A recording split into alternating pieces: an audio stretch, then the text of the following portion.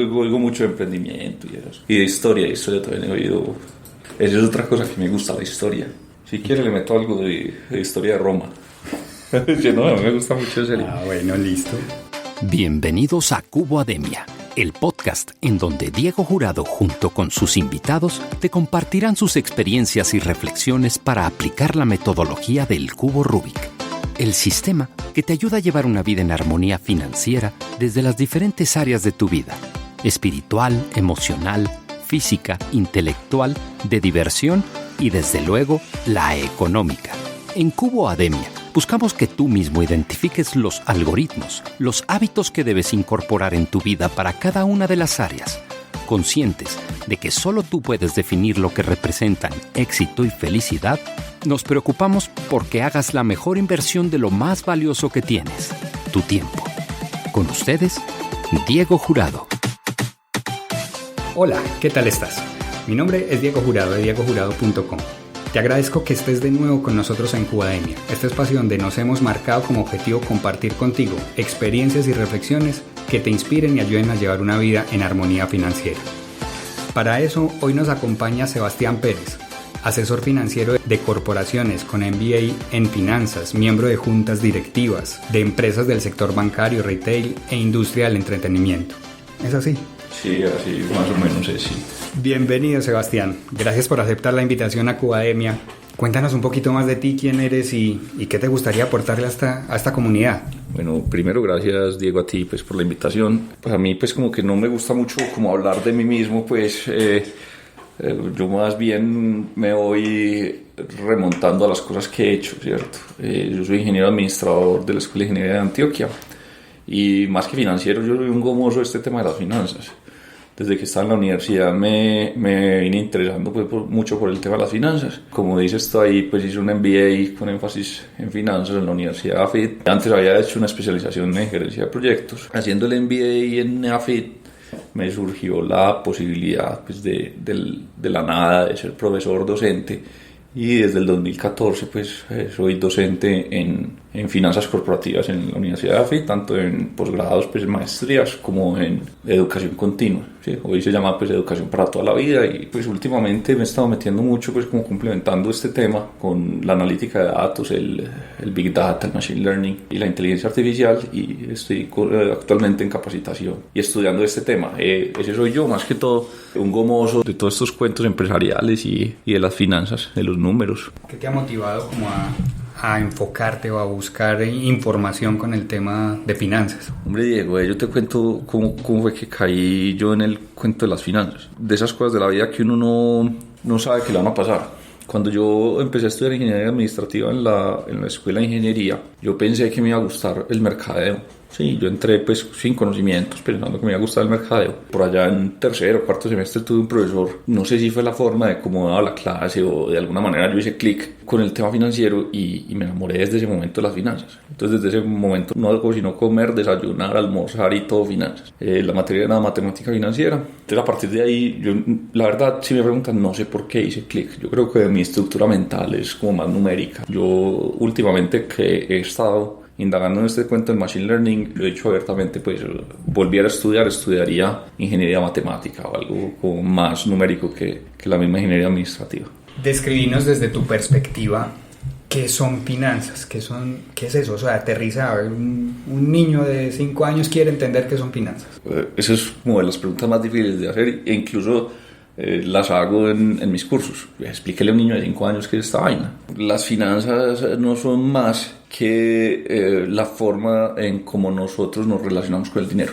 Punto. Bueno, voy a poner un poquito técnico. La economía es en sí una ciencia que estudia la relación del ser humano con los factores de producción. Los factores de producción, si alguien estudia economía, son 3. La tierra, el trabajo y el capital. Las finanzas son una parte pequeña de la economía, una parte pequeña de la microeconomía, que simplemente se encarga de estudiar la relación, ya sea de las empresas o de los seres humanos con el dinero, cómo nos relacionamos con ello. Entonces ahí, a partir de ahí han surgido pues un montón de teorías, un montón de cosas, unas que son más matemáticas, otras que son más humanistas. Entonces han surgido cosas como como por ejemplo lo que llamamos el behavioral finance, o traducido al español sería algo así como las finanzas del comportamiento, o sea, cómo nosotros como seres humanos nos comportamos desde nuestra estructura cerebral a la relación con el dinero.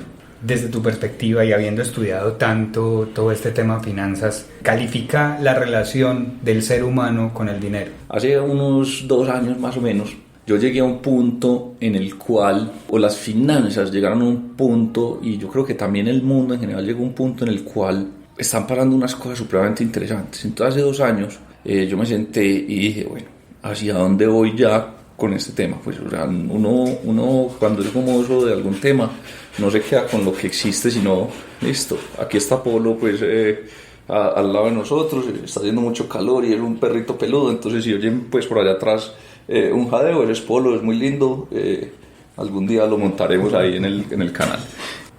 Han surgido un montón de teorías financieras. Una de ellas es que te contaba, el del Behavioral Economics. Entonces el Behavioral Economics, él me dio hace como 2 años por leer mucho del tema. Y es un tema supremamente apasionante porque no se define una única manera de relacionarse con el dinero.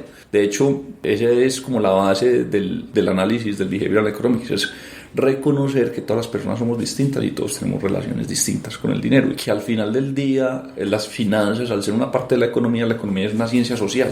Entonces yo no puedo encasillar en una única teoría a un mundo como es el cerebro de cada ser humano. Obviamente pues es algo que se acerca más a la psicología, al psicoanálisis, a todo este tipo de cosas, y hay ciertas pautas y ciertos parámetros, pero no se podría uno como encasillar en algo. Es decir, el ser humano se relaciona así con el dinero o no. Hay que ver cada una de las personas cómo ha sido su relación con el dinero y cómo es su estructura cerebral para poder determinar pues esa relación que me preguntas.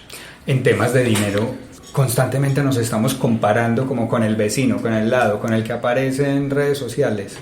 Desde tu perspectiva. Desde mi perspectiva, ahí sí tengo pues como una cosa más como de experiencia y menos de teoría, y es que uno siempre piensa que el prado del vecino es el más verde, ¿cierto? Sí. No, yo pienso que uno debe dejar como esos egos de lado y más bien centrarse en lo que uno es y lo que uno puede producir, más que en lo que está produciendo el vecino, porque si uno mira en la pirámide hacia arriba encuentra mucha gente, ¿cierto? Pero también si mira en la pirámide hacia abajo encuentra muchísima otra gente, y uno está acostumbrado mucho a mirar en la pirámide hacia arriba. No estoy diciendo que deberíamos mirar hacia abajo, no, deberíamos simplemente analizar cómo ha sido nuestra evolución y centrarnos en la persona y no en lo que pueden hacer los otros. Sebastián, ¿alguna vez en una formación a tu lado escuché la frase cash is king? Amplíanos ese concepto, ¿qué es eso? Pues entre otras, hay que decirlo, pues esa no es mi frase, es una frase que ha cogido, yo creería que en los últimos 15, 20 años, mucha fuerza en el mundo de las finanzas. Viene pues mucho como desde la teoría financiera de estas grandes universidades, Harvard, MIT, todas las universidades grandes pues, que hay en el mundo.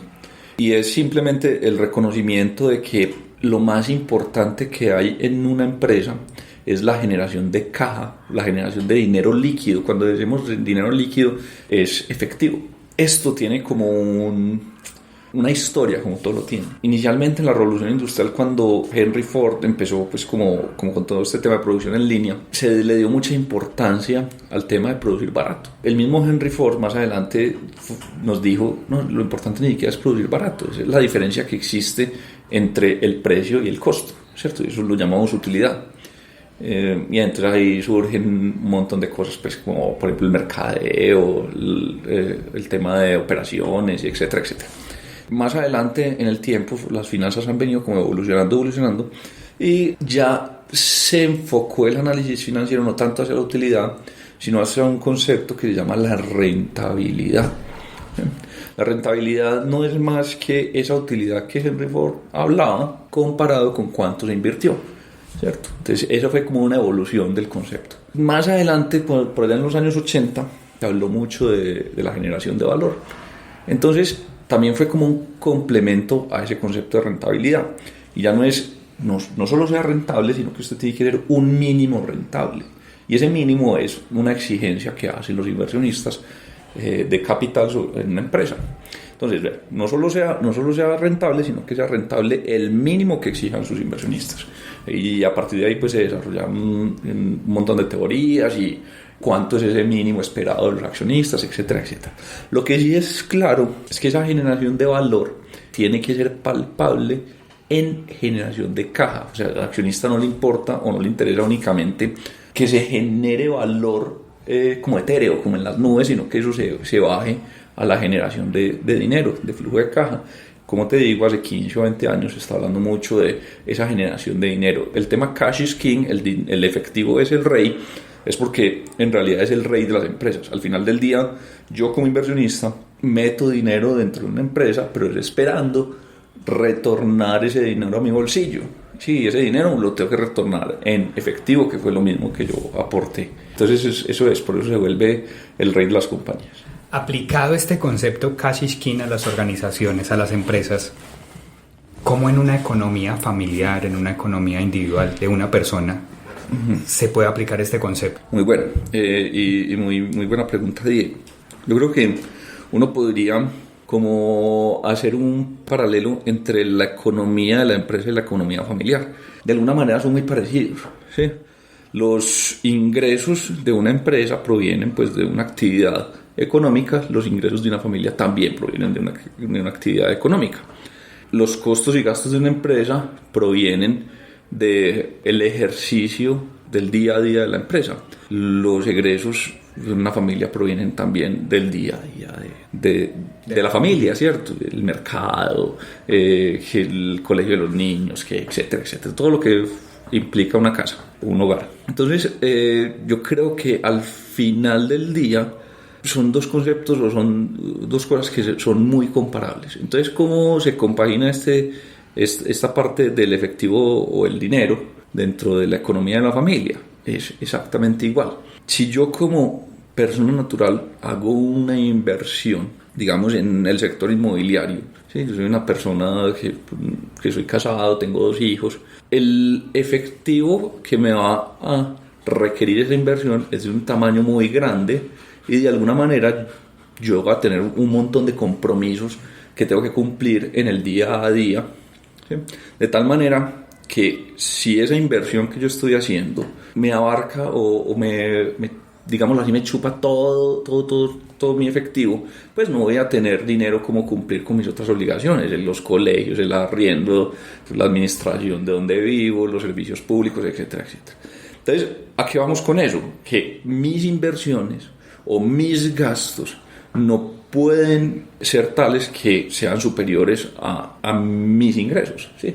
Entonces, a eso nos referimos al efectivo. Si yo voy a hacer una inversión, esa inversión tiene que retornarme a mí el efectivo suficiente que me permita a mí sobrevivir, ¿sí? O si yo tengo entonces ya un salario muy grande, yo soy el presidente de una compañía muy grande y quiero hacer una inversión, entonces esa inversión también tiene que ser de tal forma que me permita a mí mantener mi estilo de vida.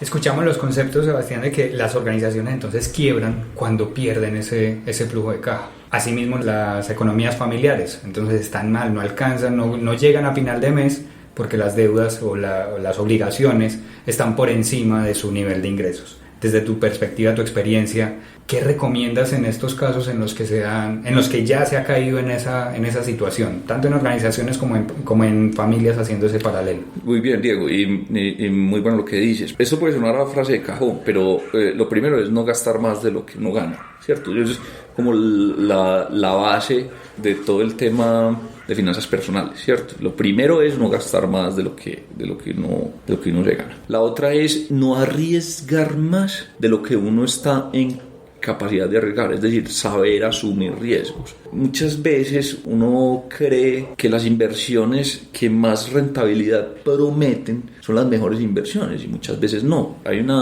un concepto global en finanzas que se llama la relación riesgo-rentabilidad.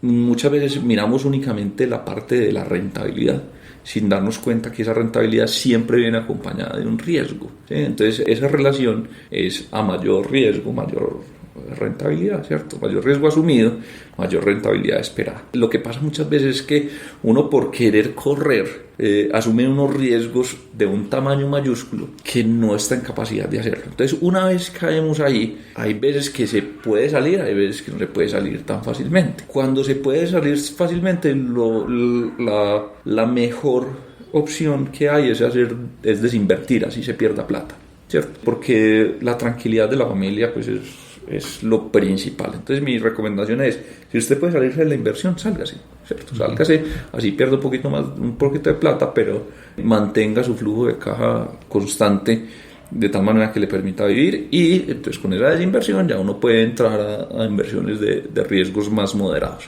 Y la otra es, pues, cuando no se puede salir, entonces uno ya ahí entra en problemas más grandes, pues que es en cesación de pagos, entonces ya ahí detrás los bancos y data crédito y todo este tipo de cosas. Una de las cosas importantes en finanzas personales es saber cuidar el historial crediticio, porque es lo que le permite a uno apalancarse. Cuando hablamos de apalancarnos es utilizar recursos del sistema financiero para acceder a inversiones más grandes de lo que me permite a mí mi flujo de caja tener, ¿cierto? Me explico. Yo hoy no tengo la capacidad de poner en caja 200 millones para un apartamento, 100 millones para un apartamento de interés social, pero sí tengo mi banco, que sí lo tiene, y tengo un buen historial crediticio que me permite durante 20 años pagarlo, y yo, con el flujo de caja que sí tengo mensual, poder cumplir con esa deuda.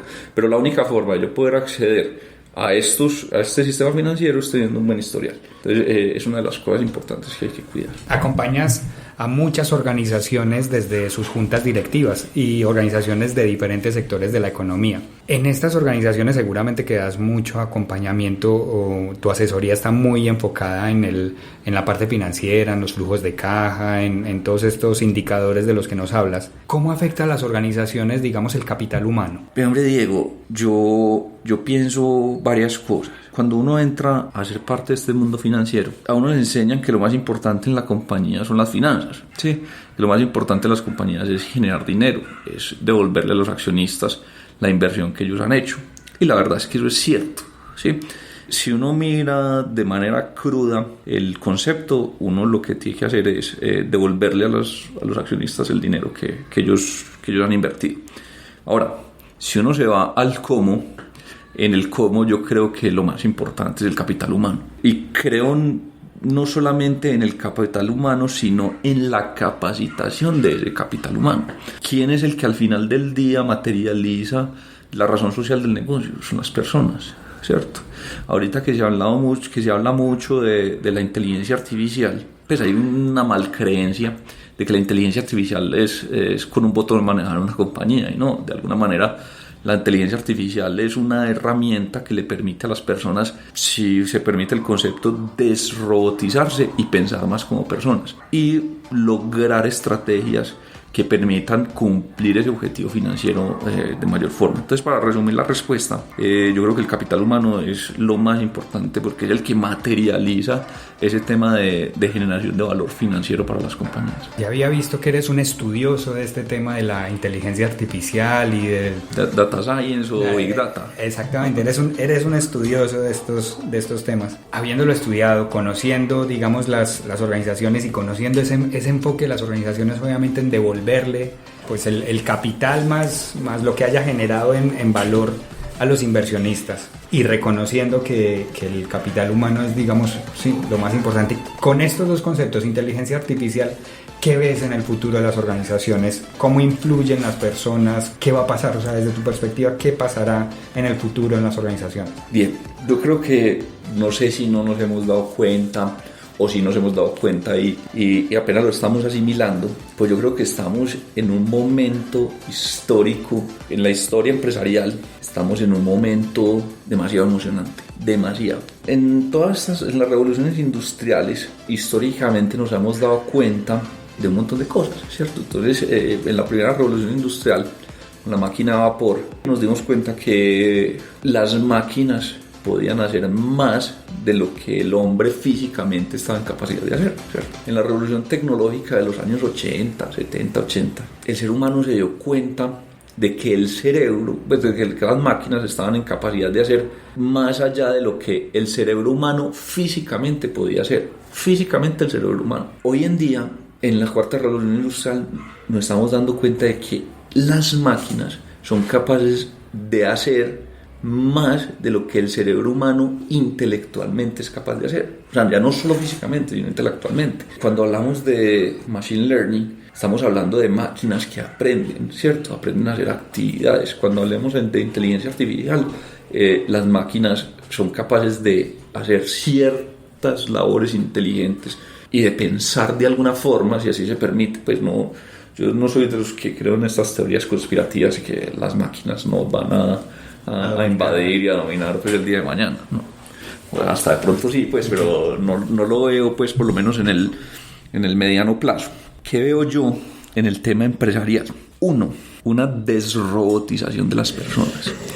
De esto se ha hablado mucho y que no, que es que la inteligencia artificial nos va a quitar trabajos y le va a quitar trabajo a la gente. No, yo lo que creo es que uno, sí, los trabajos van a cambiar mucho. De aquí a los 5 años yo creo que los trabajos van a ser menos operativos y más analíticos, ¿sí?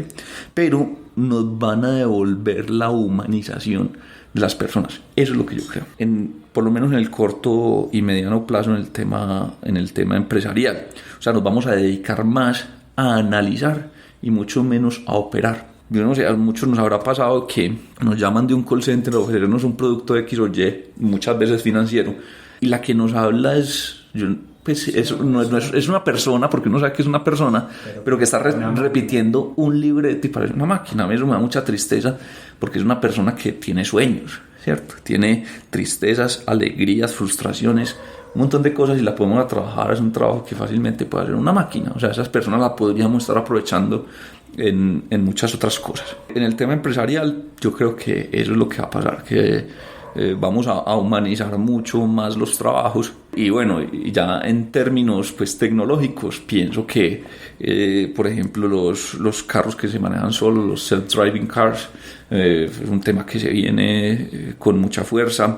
El blockchain es una tecnología que nos va a ayudar mucho, como por ejemplo en el tema de fraudes, en el tema de mejorar la transaccionabilidad en el sistema financiero, por ejemplo. La robótica de procesos nos va a permitir hacer procesos que eran muy automáticos, hacerlos no personas, sino máquinas. El machine learning creo que es una tecnología que nos va a permitir hacer un análisis mucho más fuerte de los datos, y ahí sí hay como una línea ética muy grande, y creo que detrás tiene que venir la regulación. ¿Hasta qué punto consumidores están siendo vigilados por las marcas? Porque se puede hacer con estadística, pues como proyecciones y saber qué es lo que está pasando. Pero también es una solución muy buena. Te voy a contar pues una experiencia que me pasó con una de estas plataformas. Pues un día yo estaba con mi esposa y me dijo, tengo un dolor de cabeza. ¿Qué dolor de cabeza? Y al rato me llegó pues una notificación de Rappi: ¿tienes dolor de cabeza? Te tenemos las pastillas para el dolor de cabeza, ¿cierto? Entonces, ¿hasta qué punto eso es una línea que me están vigilando o me están ofreciendo lo que yo necesito en realidad para el dolor de cabeza, ¿cierto? Entonces ahí yo creo pues que va a haber pues un tema de una línea muy delgada. El dato es curioso. ¿Cómo supo la aplicación o cómo identificó la aplicación? ¿Habían hecho alguna búsqueda en el celular? ¿O cómo siquiera identificó? Eso hoy en día, cuando vas a una aplicación, cuando bajas la aplicación, le pide un montón de permisos. Entonces, permiso de usar su cámara, permiso de utilizar su micrófono, permiso de utilizar... Entonces uno le da todo: permitir. Entonces, al final del día, cuando uno está diciendo permitir, es ver, yo puedo entrar a su cámara como empresa, en este caso Rappi, que entre otras yo no considero eso malo, pues. En este caso, pues, esta empresa, y acceder a todos esos datos. O sea, cuando nosotros hablamos de datos, ya no estamos hablando de la base de datos tradicional, dígame su nombre, cédula, no. Datos son voz, datos son imágenes, datos son videos, datos son escritos, datos son bases de datos también, que son las tradicionales, eso se llaman bases de datos relacionales, pero hay un montón de datos que son no relacionales, que son todos estos que te estoy diciendo, la voz. Entonces ellos, cuando me piden a mí el permiso de entrar a mi micrófono, ellos ya están oyendo, pues no es que haya una persona al otro lado oyendo lo que yo estoy diciendo, al otro lado hay un sistema de inteligencia artificial que detecta ciertas palabras. Dolor de cabeza, listo, dolor de cabeza significa esto, hoy busco quién ofrece, qué farmacias ofrecen para el dolor de cabeza, se lo ofrezco. Y a mí eso no me parece mal, pero hasta qué punto eso también se puede prestar para que invadan la privacidad del consumidor y obtener otras cosas que ya no serían pues como tan buenas para el consumidor. Impresionantes esas historias. Machine Learning, describirnos el concepto. Es el aprendizaje de máquina. Es como las máquinas aprenden de los datos que van obteniendo. Entonces, por ejemplo, los asistentes de voz de Google. El asistente de voz de Google, él viene prediseñado con un algoritmo. Ese algoritmo aprende de ti, de tu voz, de tu tono de voz, de tu acento, de tus cosas. Y cada vez más va entendiendo tú, como dices, por ejemplo, aquí que estamos en Medellín, que decimos un poco de regionalismos, ¿cierto? Entonces a medida que parce y esas cosas, entonces es a medida que va recibiendo más datos, la máquina va aprendiendo de esos mismos datos y va generando como más eficiencia en el análisis de los mismos. Eso es como a grandes rasgos de Machine Learning. Aquí, Sebastián, tenemos tema para profundizar y para quedarnos aquí mucho rato. Seguramente, agradeciendo tu disposición, tendremos más espacios para profundizar. Te cuento, Sebastián, que Papelería El Punto, una empresa que a través de la distribución de insumos y elementos para oficina se preocupa porque las personas disfruten de su trabajo, patrocina Cubademia y nos pide que te preguntemos, ¿qué es lo que más disfrutas de tu trabajo? Qué buena pregunta, porque es que yo de verdad disfruto trabajar. ¿Qué disfruto de mi trabajo? ¿O qué disfruto del trabajo? Los retos. O sea, yo cuando el día que a mí se me acaben los retos, creo que se me va a acabar las ganas de trabajar. Y creo que eso no va a ser nunca, ¿cierto? Siempre el mundo está en una constante evolución que le exige a uno estar en una constante capacitación y crecimiento. Como te decía, yo creo que estamos en un punto de la historia demasiado emocionante.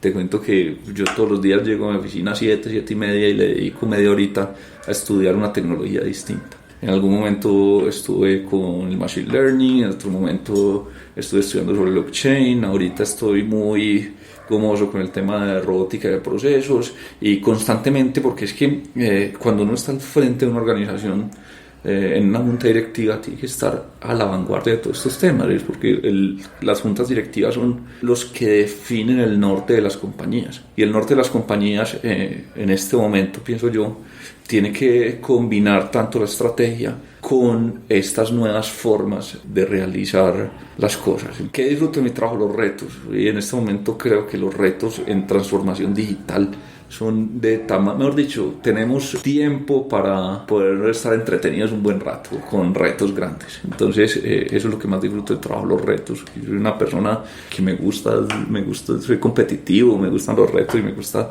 sacar cosas adelante. Estamos hablando con Sebastián Pérez, ya han podido evidenciar todo lo que podemos obtener de él. Sebastián, fíjate que en Cubademia proponemos la figura del cubo Rubik como una idea para encontrar balance en las diferentes áreas de la vida. Nos gustaría que nos compartieras algunos de tus hábitos para cada una de estas áreas. Por ejemplo, en el área blanca, el tema espiritual, el área como de propósito. ¿Qué hábitos tienes en esta área? Bueno, Diego, ahí sí de pronto tocas el punto que, mejor dicho, el dedo en la llaga. ¿Por qué? Porque yo he estado en los últimos años de mi vida en una disyuntiva en el tema espiritual, ¿cierto? Yo soy católico, mi familia es católica, tradicional, yo soy una persona conservadora, pero de alguna manera hace unos años he tenido una crítica muy grande hacia la Iglesia Católica. Entonces, en este momento, pues mi vida espiritual se encuentra en un punto, como lo dijéramos, de búsqueda. Y en eso estamos, ¿cierto? Es un momento de, digámoslo así, de revolcón espiritual, más allá de la religión, ¿cierto? Entonces, más como buscar un tema de ser buena persona, de devolverle a la sociedad un poquito de lo que la sociedad le entregaba a uno, como ese tipo de cosas. Es mi aspecto espiritual al que le estoy trabajando ahora. En este punto en el que estoy es, uno, ser una persona justa, porque lo digo mucho en mis clases también. Ser bueno es muy fácil.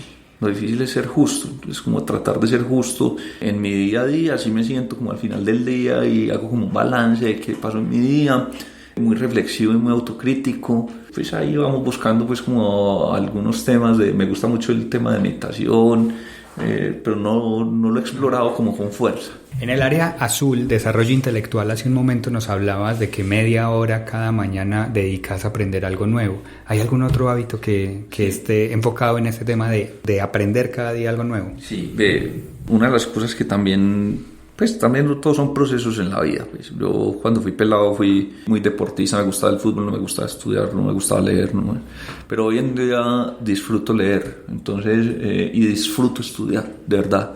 Lo disfruto de aprender cosas nuevas. Entonces, como me dices en el tema intelectual, ahí sí te pusiste el dedo en la llaga, pero en la llaga buena.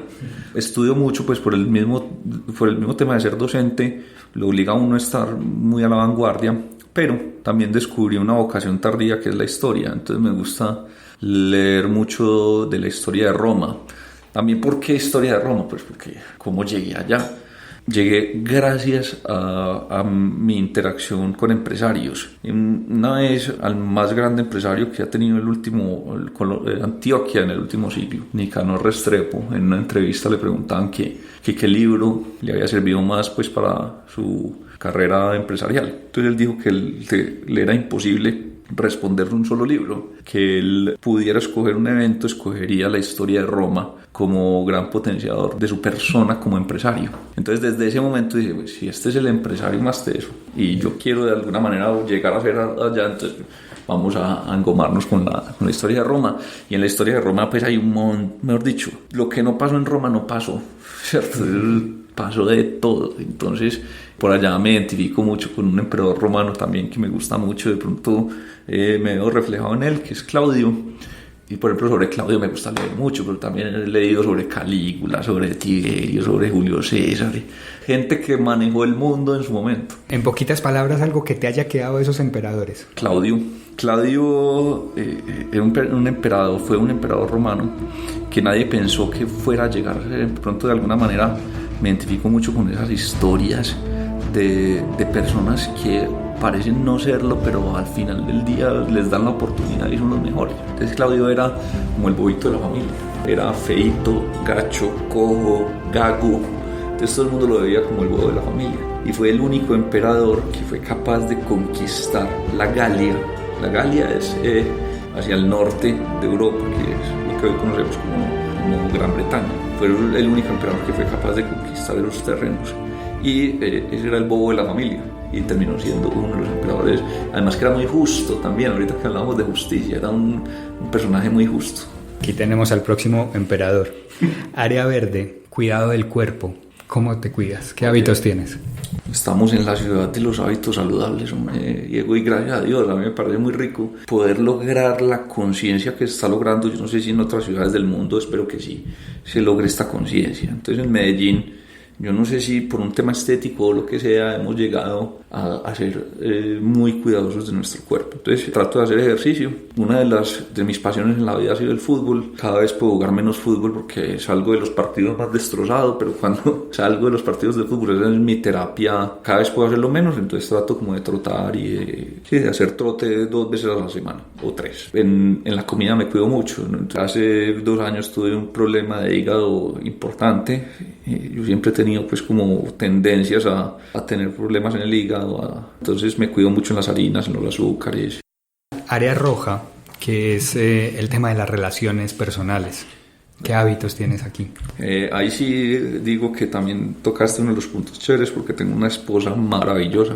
Es la relación más linda que he tenido en mi vida. Entonces con mi esposa pues cultivamos la relación, salimos, comemos, almorzamos, estamos en la casa, viajamos, tratamos de hacer planes como que nos gusten mucho a los dos. Y en temas de relaciones trato de cultivar mis grupos de amigos. O sea, yo soy una persona que Juanita, mi esposa, dice que yo conozco mucha gente, pues en realidad sí identifico mucha gente y sé quién es mucha gente, pero mi grupo de amigos es muy reducido. Y con ese grupo de amigos sí trato pues como de generar los espacios. Ya en relaciones yo creo que eso es de estarlas cultivando constantemente y trato de hacerlo, pues salir con amigos, pues ya no me gusta mucho rumbear, pero sí salir a comer, estar pendiente de los amigos y constantemente. Y como te decía, pues con mi esposa, que es mi amiga número uno. Área naranja, que es el de la diversión o los lujos. ¿Qué hábitos tienes? Bueno, los lujos, pues yo creo que la diversión que nosotros, yo ahí sí hablo de nosotros porque siempre lo hago con Juanita. Nosotros nos gusta mucho viajar, conocer nuevos lugares, estar en familia. Esas son como las diversiones de nosotros. En lujos. Yo creo que la plata que Juanita y yo nos la gastamos en comida. Nos encanta conocer restaurantes, salir. El lujo que me doy es que una vez por semana como frijoles en la hacienda aquí en Medellín. Ahí valga la cuña pues para la hacienda. Nos encanta, una vez por semana vamos. Eso es como el lujo que nos damos. El área amarilla ya es la parte material, ahí sí, como la parte financiera, el dinero.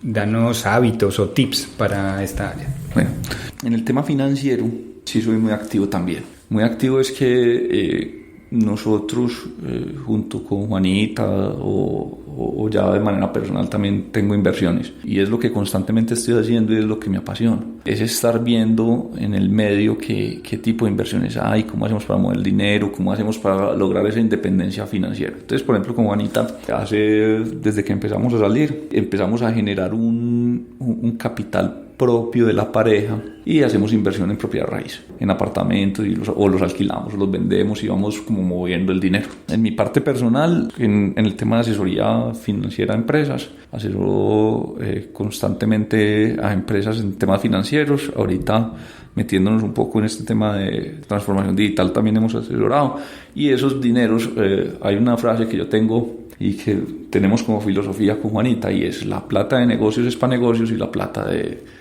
los salarios son para hacer los gastos y para hacer diversión, etcétera, etcétera. Entonces, el dinero que nos entra por negocios lo reinvertimos en negocios, por grande que sea. Entonces, estamos constantemente generando, porque en finanzas personales hay otra cosa que es la etapa de acumulación. Tengo 35 años, Juanita 28, estamos en plena etapa de acumulación para después poder disfrutar ese dinero. Pero entonces, plata de negocios es para negocios y plata el salario es para diversión, para mantener la casa, Pues Sebastián, nos has compartido de muchísimo, hemos hablado hasta de historia de Roma, de todo lo que nos has compartido. ¿Con qué te gustaría que se quedara la audiencia? No, pues es que no hemos hablado tanta cosa. No, yo creo que ahí hay un material para que la gente haga discernimiento. Yo como que soy muy malo para decirle a las personas: hagan esto o hagan lo otro, quédense con esto. Hemos hablado de cómo lograr independencia financiera en las personas, lo importante que es la caja para las empresas. Hemos hablado de Roma, hemos hablado de mi vida personal. Yo creo que si yo le quisiera o le pudiera dejar algo a la gente es: hagan las cosas con pasión. Porque creo yo que he logrado un posicionamiento financiero en las empresas, y es porque yo siempre que llego a una empresa me presentan como el experto en finanzas. Yo digo: no soy un experto en finanzas, soy un apasionado por las finanzas. Y si llega un problema financiero, me genera más pasión y más reto. Entonces, no, hagan las cosas con pasión y verá que en realidad todo llega. Qué delicia, Sebastián. ¿Dónde te pueden encontrar? ¿Dónde pueden saber más de ti? Yo tengo una página de LinkedIn donde constantemente estoy como montando cosas de interés. Sebastián Pérez Arbeláez en LinkedIn. De hecho, una de las cosas que creo que voy a montar es este podcast, si Diego nos lo permite. Tengo un Twitter donde aparezco como @sepearlogo, SEPEARLOGO. Ese Twitter sí es más como mi visión personal de temas, ¿sí? No es como tan corporativo, sino ahí eventualmente hablo de algunas cosas cuando hay coyunturas. No es que esté constantemente tuiteando, sino como mi visión de las cosas. Como les dije, soy una persona conservadora y los principios conservadores son los que rigen ese Twitter. El que me quiera seguir bienvenido, pero que sepan que no van a encontrar pues como cosas diferentes a lo que soy. Pero en el tema empresarial yo el LinkedIn sí lo mantengo, la página de LinkedIn la mantengo pues como actualizadita y estoy montando como temas de interés de estas cosas que hemos hablado y que voy leyendo. Sebastián, de nuevo, muchas gracias por aceptar la invitación a compartirnos y de verdad que nos dejas con muchísima riqueza en información. Hombre, Diego, a ti y a tu audiencia, espero les guste lo que hemos hablado, pues más que todo ha sido una visión muy personal de una persona que no es que sepa mucho, sino que está en constante crecimiento y espero que uno les haya gustado y segundo que les haya servido para sus vidas. Y con esto llegamos al final del episodio de hoy. Recuerda que este espacio está patrocinado por El Punto, una empresa que se dedica a hacer que las personas disfruten de su trabajo a través de la distribución de insumos de papelería, aseo, cafetería, botiquín, seguridad industrial y tecnología. Les encuentras en internet en su sitio web elpunto.com.co. Dedica tiempo a tus clientes. El Punto se dedica a tu empresa. Si has llegado hasta aquí, de verdad espero que sientas que has obtenido valor escuchando y sobre todo que rentabilices el aprendizaje aplicando aquellos tips y hábitos que más te han llamado la atención de Sebastián. Si te gustó, además de suscribirte y dejarnos tu valoración, comparte la información con quienes consideres que les puede resultar igual de valioso. Y si no, déjanoslo saber, ¿qué podemos mejorar? Esperamos tus comentarios. Yo te espero en nuestro próximo episodio. Y mientras tanto, recuerda que ser feliz es un juego de niños. You got a problem, yo, I'll solve it. Watch me take this color cube and help you resolve it. Wanna solve your Rubik's Cube? First you gotta pray. Nah, I'm only kidding. Let me show you the way. See, first you get the top, which is right.